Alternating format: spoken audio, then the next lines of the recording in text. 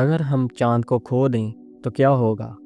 چاند ایک بڑی چٹان ہے جو ہماری رات کو روشن کرتی ہے اور رنگ بھی بدل سکتی ہے، تو ہم اس کے بغیر کیا کریں گے؟ کیا ہم سب کو نائٹ ویژن چشموں کی ضرورت ہوگی؟ یہ سمندر کی لہروں، ہمارے موسموں یا ہماری نیندوں کو کیسے متاثر کرے گا؟ یا اس کے نتائج کہیں زیادہ ڈرامائی ہوں گے؟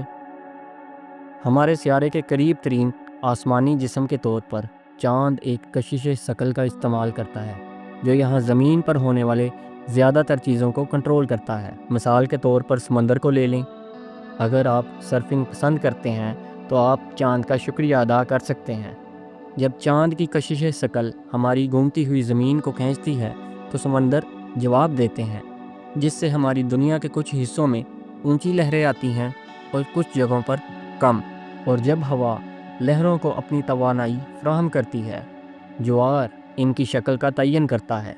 چاند کی کشش ثقل کی کشش بھی ہمیں سورج کی نسبت 23.5 ڈگری جھکاؤ پر رکھتی ہے، جو ہمیں 4 موسم اور رہنے کے قابل آب و ہوا دیتی ہے۔ لیکن کیا ہو اگر وہ رہنے کے قابل آب و ہوا اچانک ناقابل رہائش ہو جائے؟ چاند کے چلے جانے سے زمین کی گردش پر اس کے کافی اثرات آئیں گے۔ سب سے پہلے، آپ اچھی خبر چاہتے ہیں؟ ویکنڈ بالکل قریب آ گیا ہے۔ اگر چاند اچانک غائب ہو جائے تو زمین پر ایک دن صرف 6 سے 8 گھنٹے کا ہوگا۔ لاکھوں سالوں میں بدلتی لہروں اور زمین کے براعظموں پر ان کے دباؤ نے ہمارے سیارے کی گردش کو سست کر دیا ہے، جس سے ہمیں 24 گھنٹے ملتے ہیں۔ لیکن چاند کے مضبوط کشش ثقل کے اثر کے بغیر دنیا اب کی نسبت 3 سے 4 گنا زیادہ تیزی سے گھومے گی۔ اور یہاں ہوتی ہے ایک بری خبر۔ اس رفتار سے گھومتے ہوئے ہم 480 کلومیٹر فی گھنٹہ کی رفتار سے چلنے والی ہواؤں کا تجربہ کریں گے۔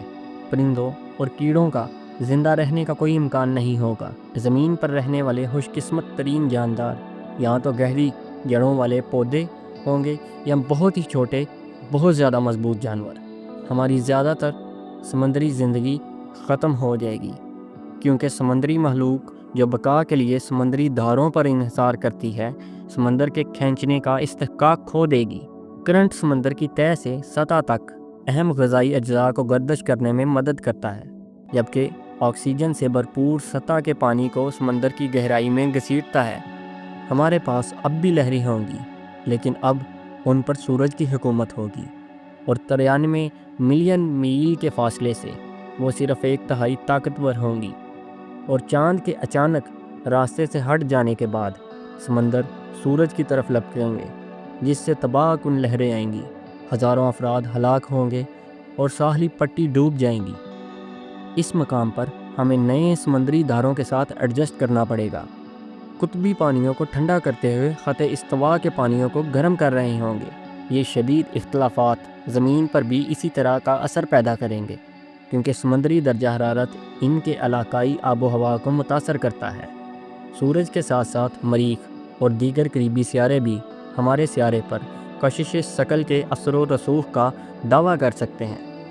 زمین کو مختلف سمتوں میں کھینچا جا سکتا ہے اور بڑھتی ہوئی اتار چڑھاؤ کے ساتھ اسے جھکنے کا باعث بھی بن سکتا ہے۔ زمین کا محوری تیارہ کچھ 10 ڈگری مختلف ہوگا، جس کی وجہ سے موسموں میں ڈرامائی تبدیلیاں آئیں گی اور ہماری آب و ہوا ناقابل رہائش ہوگی۔ زیادہ تر فصلیں درجہ حرارت میں زبردست تبدیلیوں سے مر جائیں گی۔ ہم انسان بدترین برفانی دور کا تجربہ کریں گے، کیونکہ قطب شمالی اور جنوبی قطبوں سے بڑے بڑے گلیشیئرز زمین پر گھس جائیں گے۔ لہٰذا جبکہ پورے چاند بھیڑیوں کو اپنی طرف متوجہ کر سکتے ہیں، یہ ایک متبادل دنیا سے بہتر ہے جہاں چاند موجود نہیں ہے۔ اگلی بار جب آپ آسمان کی طرف دیکھیں تو خوش ہوں کہ وہ وہیں پہ ہے۔ آج رات اچھی طرح سوئیں۔